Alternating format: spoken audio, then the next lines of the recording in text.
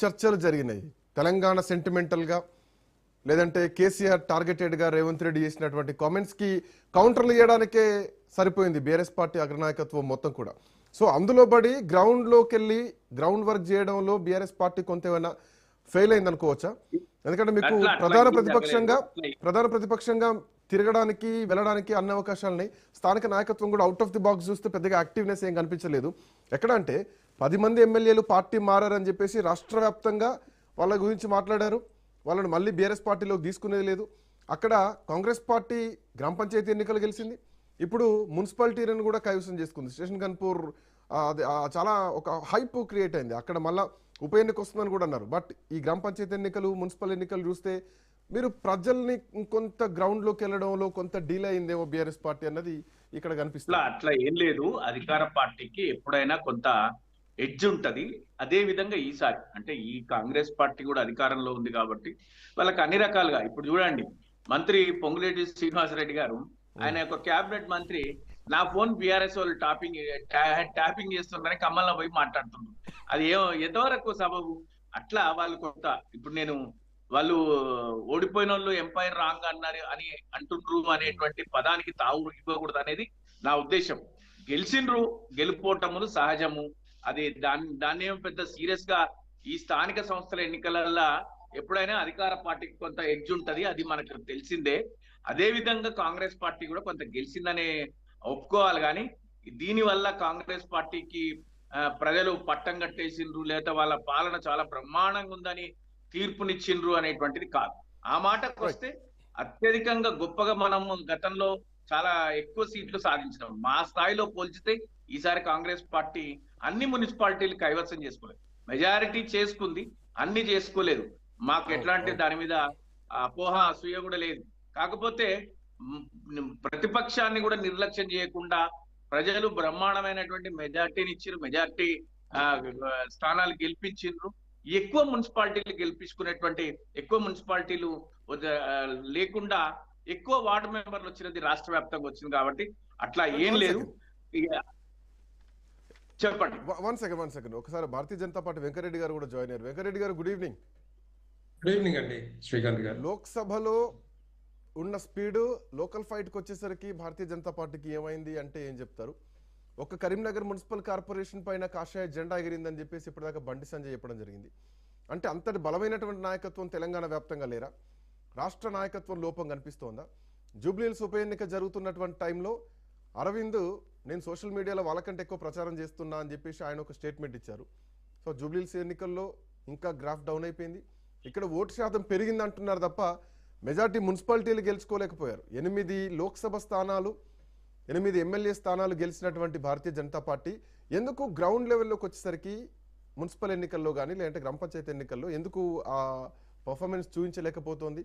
నాయకత్వ లోపం లేదంటే ఎవరికి వారు ఏమన్నా తీరన్నది ఏమన్నా బీజేపీలో చూడొచ్చా? ఈ పరిస్థితిని బట్టి అంచనా వేయచ్చా? శ్రీకాంత్ గారు, ముందుగా మీకు అలాగే రాజ్ న్యూస్ ప్రేక్షకులకి ప్యానెల్ మిత్రులకి నమస్కారం. నమస్తే. ముందుగా ఈరోజు గెలిచిన పార్టీ అభ్యర్థులకి శుభాకాంక్షలు, అభినందనలు. దాంట్లో ముఖ్యంగా భారతీయ జనతా పార్టీ అభ్యర్థులు ఎవరైతే గెలిచారో వాళ్ళందరూ కూడా శుభాకాంక్షలు. అండ్ దీంట్లో ముఖ్యంగా తెలంగాణ ప్రజలు పట్టణాల్లో కానీ నగరాల్లో కానీ ఈ ఓటింగ్ లో పాల్గొన్న ప్రజలందరూ కూడా నమస్కారం, ధన్యవాదాలు. సో ముఖ్యంగా చెప్పాలంటే మీరు అడిగిన ప్రశ్నలకి సమాధానం ఉంది. ఎందుకంటే ఎప్పుడైనా కూడా ఎక్కడ కూడా భారతీయ జనతా పార్టీ వెనక్కి తగ్గట్లేదు.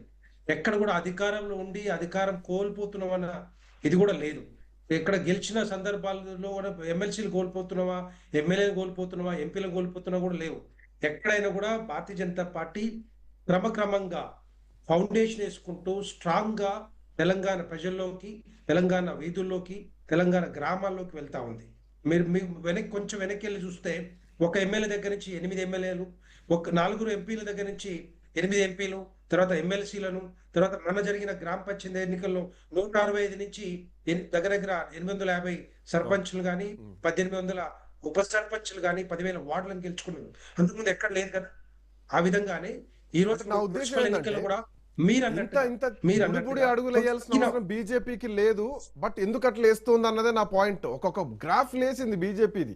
అనూహ్యంగా మళ్ళీ గ్రాఫ్ పడిపోయి ఇప్పుడు మేము 1000 గెలిచినాం 500 గెలిచినాం. సో తెలంగాణలో బీజేపీ స్థాయి అది కాదు కదా, ఎక్కడ మిస్ అవుతుంది అన్నది నా పాయింట్.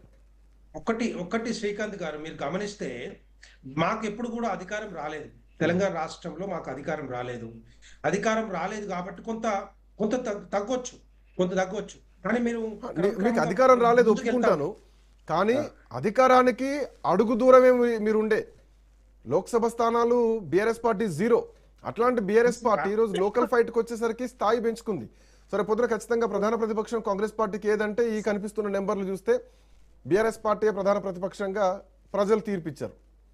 ఇప్పుడు మనం కొంచెం వెనక్కి వెళ్ళి చూస్తే వే బ్యాక్ ఇప్పుడు తెలంగాణ రాష్ట్రం వచ్చిన తర్వాత 3వ సారి జరుగుతున్న మున్సిపల్ ఎన్నికలు 2 సార్లు బీఆర్ఎస్ లో గెలిచింది, బీఆర్ఎస్ పార్టీ గెలిచింది. ఎక్కువ స్థానాలు కూడా ఎక్కువ మున్సిపాలిటీ గెలుచుకున్నారు. మరి లాస్ట్ టైం 2020లో జరిగిన మున్సిపల్ ఎన్నికల్లో కాంగ్రెస్ పార్టీ ఎన్ని గెలిచింది, బీఆర్ఎస్ పార్టీ ఎన్ని గెలిచింది?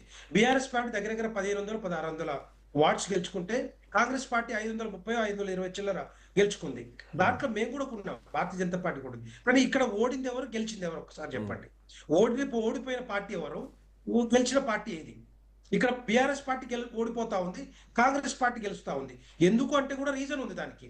ఏ పార్టీ అధికారంలో ఉంటే ఆ పార్టీకి కొంత ఎడ్జ్ ఉంటుంది.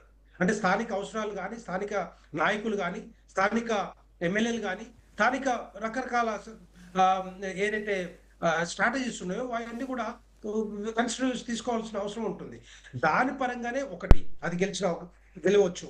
రెండవది కూడా ఈసారి మీరు చూస్తే శ్రీకాంత్ గారు, ప్రతి మున్సిపాలిటీలో ఎంత పెద్ద ఎత్తున డబ్బులు ఖర్చు పెట్టారంటే, డబ్బు ప్రవాహం ఎంత పెరిగిందంటే, డబ్బులతో పాటుగా మందు కానీ రకరకాల ప్రలోభాలకు గురి చేసి 3000 నుంచి 5,000 రూపాయలు ఒక్క ఓటుకి ఇచ్చిన సందర్భాలు కనపడతా ఉన్నాయి. సో ఆ విధంగా తెలంగాణ ప్రజలు కూడా కొంత దానికి కూడా మొగ్గు చూపి మరి కాంగ్రెస్ పార్టీకి వేసిన సందర్భాలు. ఎందుకంటే వాళ్ళకి పెద్ద టీం ఉంది, మంత్రులు ఉన్నారు, ఎమ్మెల్యేలు ఉన్నారు, ఎంపీలు ఉన్నారు, చైర్మన్లు ఉన్నారు. వాళ్ళకు అంటే బీఆర్ఎస్ పార్టీకి ఏ విధంగా ఉండేనో అంతకుముందు, అదే విధంగా కాంగ్రెస్ పార్టీ కూడా ఉన్నారు. వాళ్ళకు ఒక బాధ్యత కూడా ఇచ్చారు. ఆ బాధ్యతలో మీరు గెలవాలన్న ఆలోచనతోటి దాన్ని ఇష్టం వచ్చినట్టుగా ఖర్చు పెట్టి డబ్బు వెదజల్లి మరి ఓట్లు కొనుక్కున్న పరిస్థితి. ఏదో అభివృద్ధి చేస్తున్నో లేక సంక్షేమ పథకాలు అమలు చేస్తున్నో వచ్చిన ఓట్లు కాదు కాంగ్రెస్ పార్టీకి. ఇది రెఫరెండం కాదు. వాళ్ళు చేసిన వెంకరెడ్డి గారు ఎవరు కూడా ఎవరు ఓటు వెంకరెడ్డి గారు ఈ ఎన్నికల ఫలితాలు చూస్తే